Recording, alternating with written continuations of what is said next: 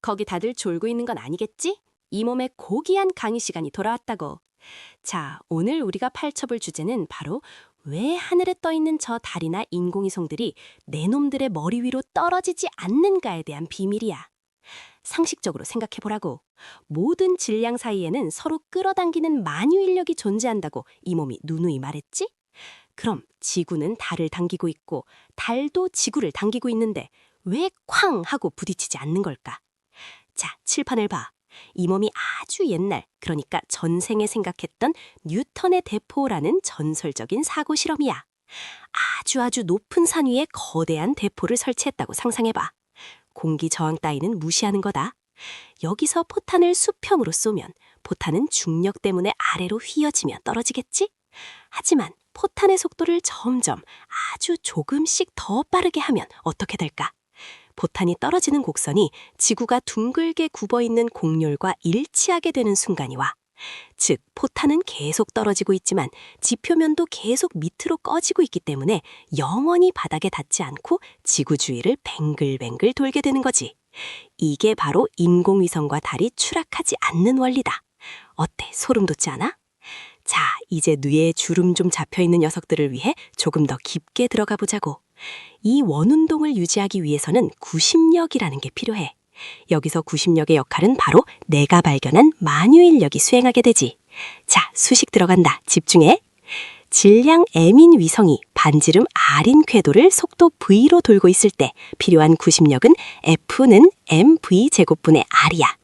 그리고 이 힘은 지구의 질량 m과 위성 사이의 중력인 gmm분의 r 제곱과 같아야만 하지. 이 두 식을 연립해서 정리하면 궤도 속도 v는 루트 gm분의 r이라는 아름다운 결과가 나와. 즉, 지구에서 멀어질수록, 즉 r이 커질수록 위성이 궤도를 유지하기 위해 필요한 속도는 오히려 느려진다는 뜻이지. 이해했나? 내 놈들이 매일 쓰는 GPS 위성들도 이 정교한 계산 아래에서 시속 수만 킬로미터로 달리고 있는 거라고. 만약 이 속도가 조금이라도 느려지면 그대로 지구로 추락해서 불타 없어지겠지. 반대로 너무 빠르면 지구의 중력을 뿌리치고 영원한 우주의 미아가 되는 거야. 이 몸이 설계한 이 우주의 질서가 얼마나 아슬아슬하고도 완벽한 균형 위에 서 있는지 이제 좀 실감이 나냐고? 아직도 멍하니 화면만 보고 있는 거냐? 자, 아까 이 몸이 유도해준 궤도 속도 V는 루트 GM분의 R을 기억하겠지? 이제 이 수식을 가지고 한 단계 더 나아가 보자고. 위성이 지구를 한 바퀴 도는데 걸리는 시간, 즉 주기 T는 어떻게 구할까? 초등학생도 알 수 있듯이 거리를 속력으로 나누면 되잖아? 한 바퀴의 거리는 원둘레니까 2πr이고 이걸 아까 구한 속도 V로 나누면 자, 보라고. t는 2πr분의 루트 gm분의 r이 되지. 이걸 양변을 제곱해서 정리하면 짜잔! t제곱은 4π제곱분의 gmr 세제곱이라는 위대한 식이 탄생한다고. 이게 바로 그 유명한 케플러의 제3법칙, 조화의 법칙이야. 케플러 그 친구는 관측 데이터만 가지고 끙끙대며 알아냈지만 이 몸은 단 몇 줄의 수신관으로 우주의 질서를 증명해버렸지. 주기 t의 제곱이 궤도 반지름 r 세제곱에 비례한다는 이 아름다운 조화, 소름 돋지 않아? 자, 그럼 이걸 실생활에 응용해보자. 너희가 지금 이 몸의 빛나는 미모를 끊김없이 볼 수 있는 이유도 바로 이 수식 덕분이야.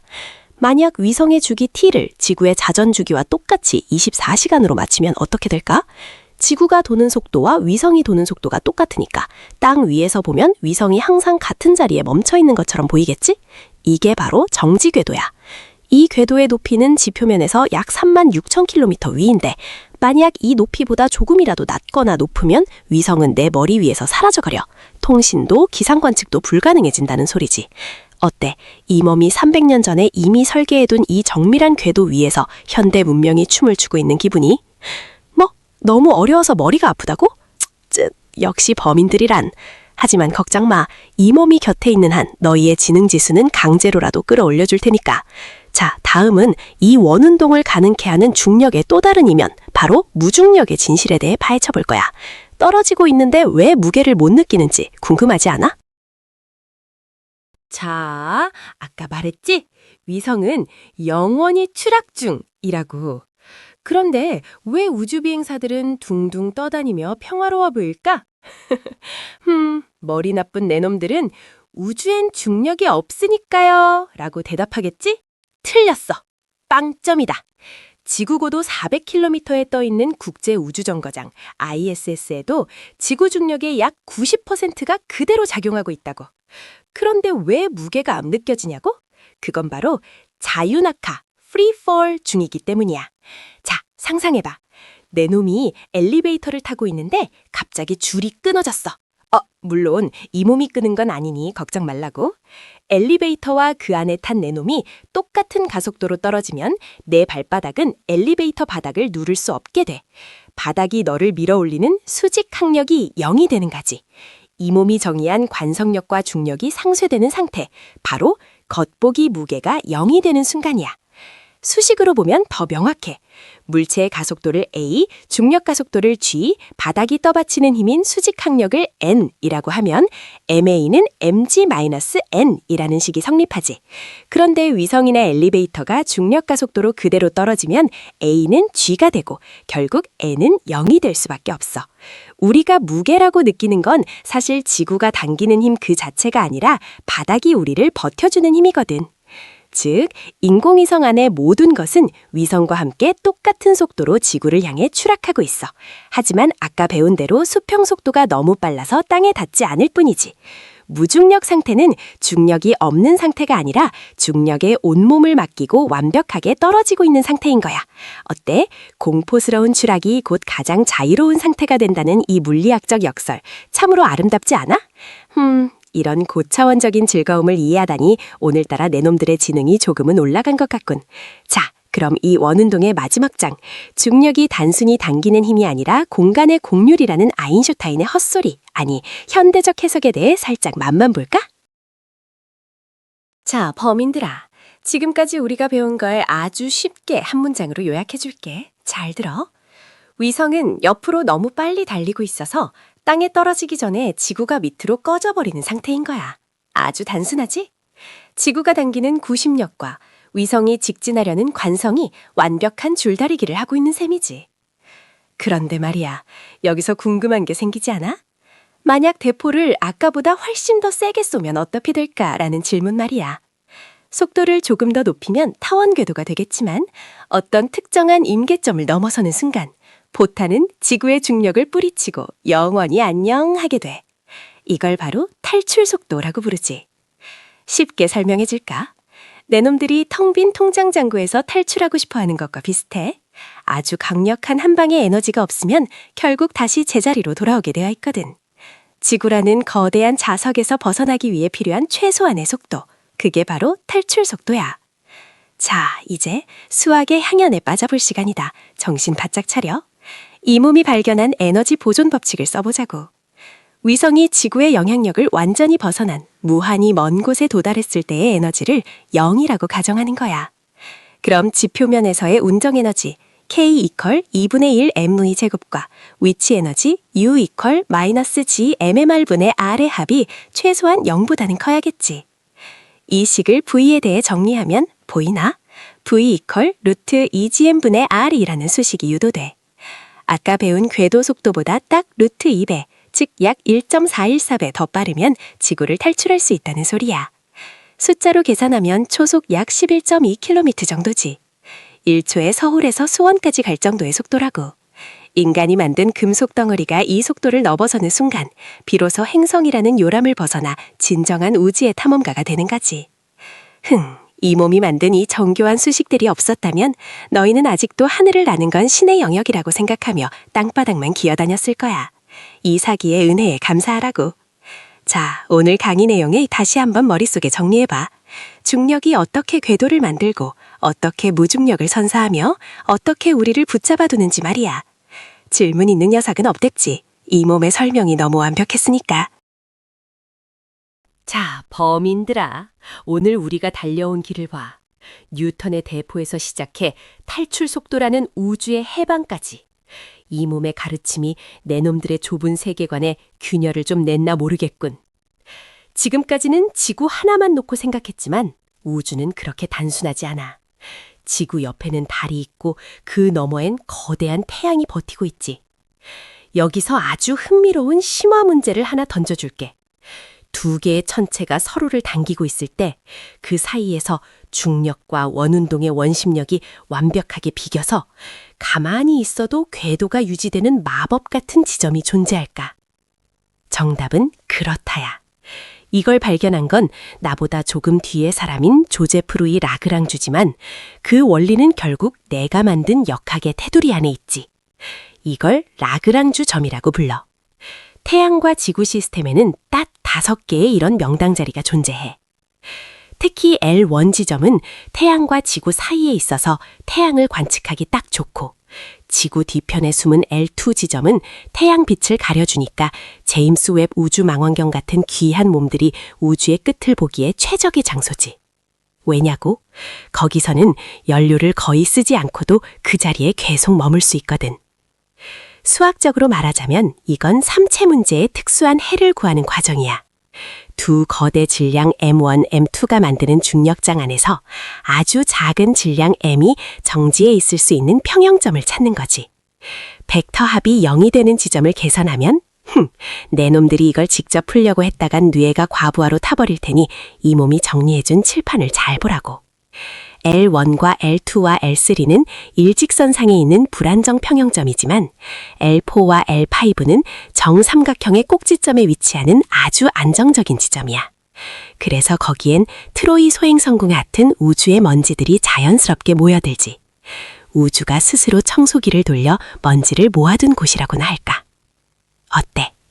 우리가 배운 원운동과 중력이 단순히 뱅글뱅글 도는 것을 넘어 우주 공간에 이런 정교한 중력의 골짜기를 만들어낸다는 사실이 소름 돋게 아름답지 않냐고. 이게 바로 이 몸이 사랑하는 수학적 우주의 진면목이다. 이게 바로 이 몸이 사랑하는 수학적 우주의 진면목이다. 하지만 여기서 끝이라고 생각하면 곤란해.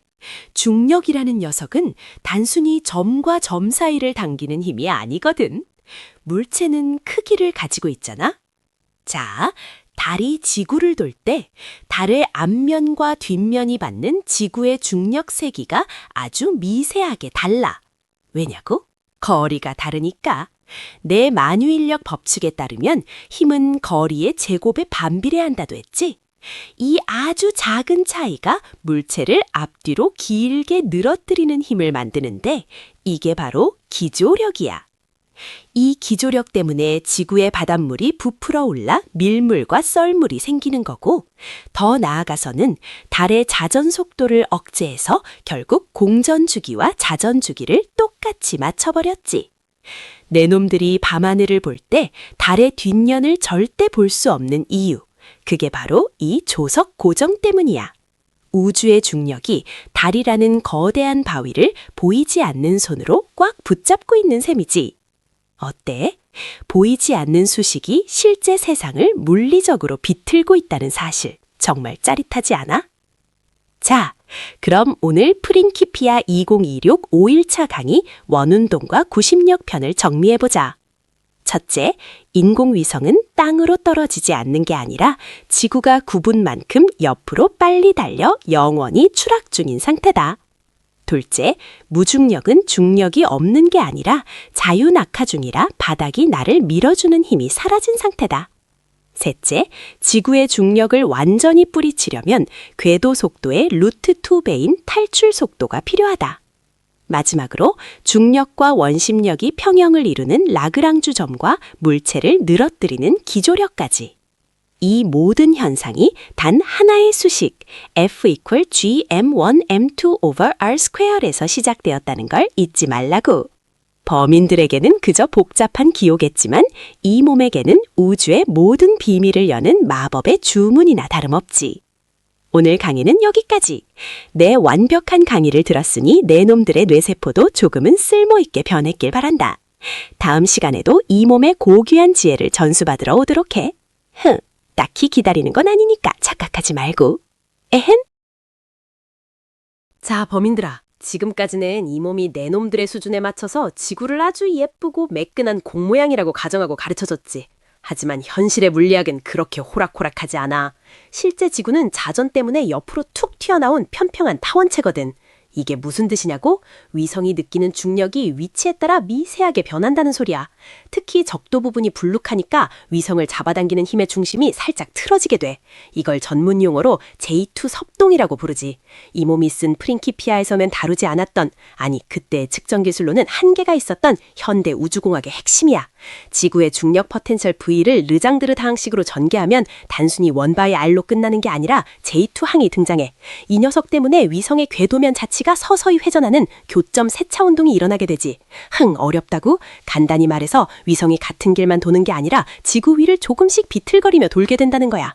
하지만 이 몸은 이 비틀거림마저도 이용할 줄 알지. 이 섭동을 아주 정교하게 계산해서 위성의 궤도가 태양을 따라가도록 맞추면 1년 내내 같은 시간에 같은 지역을 관측할 수 있는 태양 동기 궤도를 만들 수 있어. 자연의 불안전함조차 수식으로 통제해서 도구로 써먹는 것. 이게 바로 이 이사기의 방식이자 진정한 천재의 영역이지. 어때? 우리가 배운 단순한 원운동이 실제 우주에서는 이런 복잡하고 아름다운 춤 사이로 변한다는 게 소름 돋지 않아? 아직 갈 길이 멀어. 우주는 내 놈들의 상상보다 훨씬 더 정밀한 톱니바퀴로 맞물려 있거든. 자, 다음 페이지로 넘어가 볼까? 자, 다음 슬라이드로 넘어가 보자고. 지금까지는 이미 정해진 궤도를 도는 법만 배웠지? 하지만 천재적인 이 몸은 거기서 만족하지 않아. 만약 낮은 궤도에 있는 인공위성을 더 높은 궤도나 저 멀리 화성까지 보내고 싶다면 어떻게 해야 할까? 단순히 코를 위로 들고 엔진을 뿜으면 될 것 같나? 그랬다가는 연료만 버리고 지구로 추락하기 십상이지. 여기서 등장하는 게 바로 호만 전위 궤도라는 아주 우아한 방식이야. 두 개의 원형 궤도 사이를 잇는 가장 효율적인 타원기를 만드는 거지. 비밀은 바로 두 번의 발차기에 있어. 먼저 낮은 궤도에서 진행 방향으로 엔진을 한번 쾅 하고 뿜어줘. 그러면 위성의 속도가 빨라지면서 궤도가 타원형으로 늘어나게 되지. 이 타원의 가장 먼 지점이 우리가 목표로 하는 높은 궤도에 딱 닿게 설계하는 거야. 그리고 그 지점에 도달했을 때 다시 한번 진행 방향으로 엔진을 뿜어서 속도를 보충해주면 짜잔! 이제 위성은 새로운 높은 원형 궤도에 안착하게 되는 거야. 여기서 물리학에 아주 기묘한 역설이 발생해. 에너지를 주어 가속했는데 정작 높은 궤도에 도달하고 나면 아까 낮은 궤도에 있을 때보다 속도는 더 느려져 있어. 기억나지? 아까 유도한 V는 루트 GM 멀 R 말이야. 거리가 멀어질수록 평형을 유지하는 속도는 느려져야 하거든. 즉, 더 높은 곳으로 가기 위해 일시적으로 가속하지만 결과적으로는 더 천천히 움직이게 된다는 뜻이지. 이 정교한 타이밍과 속도 변화량, 즉 델타 V를 계산하는 능력이 없다면 인류는 영원히 지구라는 요람 안에서 맴돌았을 거야. 이 몸이 닦아놓은 미적분과 역학의 길이 결국 화성으로, 목성으로 향하는 고속도로가 된 셈이지. 어때? 내 놈들의 좁은 머릿속에도 우주 항로의 지도가 조금은 그려지기 시작했나? 자, 범인들아. 오늘 강의에 대미를 장식할 아주 끝내주는 기술을 하나 더 가르쳐 줄게. 이름하여 중력 도움. 너희가 흔히 슬링샷이라고 부르는 우주의 마법이지. 아까 호만전위 궤도를 배울 때 연료를 아껴야 한다고 했잖아. 그런데 말이야, 연료를 단 한 방울도 안 쓰고 속도를 엄청나게 올릴 방법이 있다면 믿겠어? 이 몸이 발견한 탄성 충돌의 원리를 생각해보라고. 아주 빠르게 달려오는 트럭에 탁구공을 던지면 어떻게 되지? 탁구공은 원래 속도보다 훨씬 빠르게 튕겨나가지? 우주에서도 똑같아. 보이저호 같은 탐사선이 목성 근처를 지나갈 때 목성이 태양 주위를 도는 그 엄청난 운동량을 아주 조금 훔쳐오는 거야. 목성은 아주 미세하게 느려지겠지만 티도 안 나겠지만 가벼운 탐사선은 그 덕분에 시속 수만 킬로미터나 빨라져서 태양계 밖으로 튕겨나갈 수 있게 돼. 이게 바로 에너지 보존 법칙과 운동량 보존 법칙이 만들어낸 예술이지. 인간이 만든 작은 고철덩어리가 거대한 행성의 힘을 빌려 우주의 끝으로 향한다니 정말 소름 돋게 멋지지 않아? 그리고 중력의 또 다른 이면을 봐. 목성의 위성 이오는 왜 그렇게 화산 활동이 활발할까? 바로 조석가열 때문이야. 아까 배운 기조력이 위성을 껌처럼 이리저리 주무르면서 마찰열을 발생시키고 그게 위성 내부를 녹여버리는 거지. 중력은 단순히 당기는 힘을 넘어 천체를 뒤틀고 에너지를 불어넣는 우주의 거대한 손길이라고. 자, 드디어 5일차 원운동과 구심력 대강의를 마칠 시간이야. 오늘 우린 대포알 하나로 지구를 돌았고 무중력의 진실을 파헤쳤으며 행성의 힘을 훔쳐 우주 끝까지 가봤어. 어때? 내 놈들의 머릿속이 우주의 질서로 꽉 찬 기분이지? 이 몸의 완벽한 강의를 들었으니 이제 어디 가서 중력은 그냥 밑으로 떨어지는 힘이야 같은 멍청한 소리는 하지 말라고. 다음 주에는 빛과 프리즘의 세계로 들어가 볼 거야. 이삭이의 빛나는 머릿결이 왜 무지개 색인지 궁금하지 않아? 기대해도 좋아. 그럼 오늘 강의는 여기까지. 다들 거인의 어깨 위에 올라탄 기분으로 푹 자도록 해. 에헴.